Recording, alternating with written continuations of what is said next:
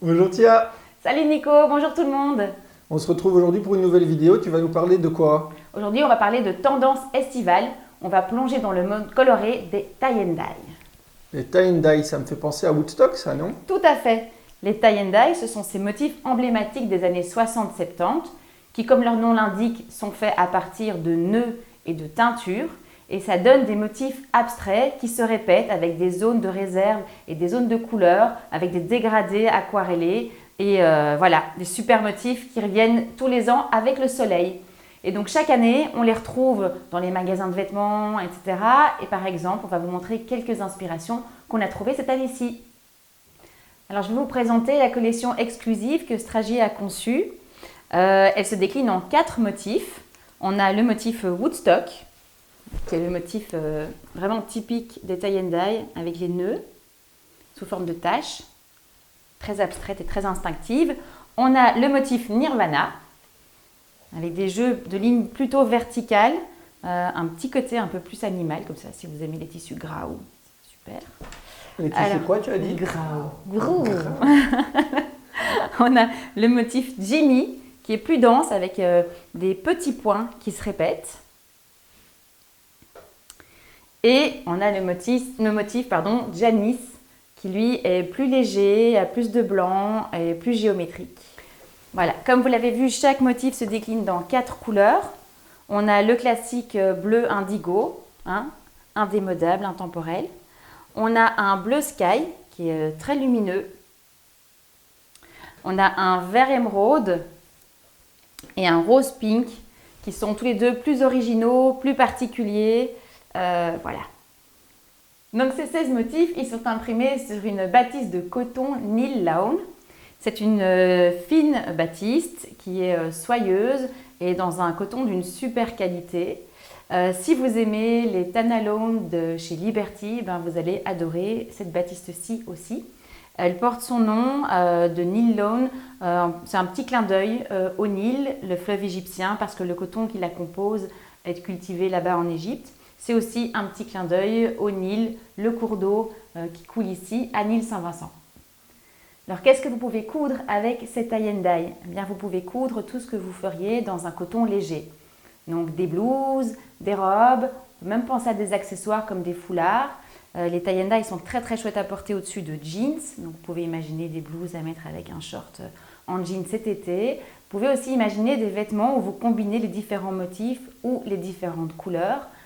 Voilà, c'est un peu plus original. En tout cas, quoi qu'il en soit, si vous avez besoin d'inspiration, on vous a préparé dans le bas de cette vidéo un lien vers des patrons qui sont sélectionnés et qui sont parfaits pour coudre des tie and dye. Et si vous avez par contre beaucoup d'inspiration, je vous laisse avec Baptiste qui a des petites infos pour vous. Ah, coucou Baptiste, qu'est-ce que tu fais là? Eh ben, Tu viens nous voir pourquoi? Je suis là pour vous parler des tissus à teindre Ah, et parce des qu'on shibori. peut faire cette tie and dye soi-même. Exactement. Et on a tout ce qu'il faut. Exactement. Ah, magie, C'est raconte-nous magique, ça. hein. Qu'est-ce qu'on a donc, nous? Donc, nous, on a les tissus parfaits pour réaliser ses propres teintures. Je vois que tu as des choses différentes là sur la table. Oui, exactement. Donc, on a du coton, du lin, de la viscose. Plein de matières différentes. Des teintures, tous des tissus aux teintes naturelles pour réaliser des teintures. Ah ben oui, ils sont blancs, donc ils sont prêts à accueillir de la couleur. Exactement. Et je vois qu'il y a des textures différentes, je vois qu'il y a de la double gaze, Voilà, je vois qu'il y a des épaisseurs crêpes. différentes aussi. Exactement, pour faire différents projets avec Ah oui. différentes Moi j'aimerais trop une chemise là-dedans. Ouais, mais on peut faire aussi un kimono, on peut faire une Pour la robe. plage, trop bien. Exactement. Ok, top. Bien. Mais ça vient d'où en fait le tie and dye? Et ben donc le tie and dye, ça vient des shibori. Et les shibori, c'est une technique ancestrale japonaise qui consiste à faire des plis ou des nœuds dans du tissu. Et ça va créer des réserves de teinture et qui vont révéler ensuite des motifs vraiment uniques. Oh, génial. Mais donc du coup, attends, si moi je veux me mettre à faire du tie and dye, donc j'ai trouvé les tissus, ok, qu'est-ce que j'ai besoin d'avoir d'autre? Il faut de l'eau, Oui, de la teinture, du sel et un récipient.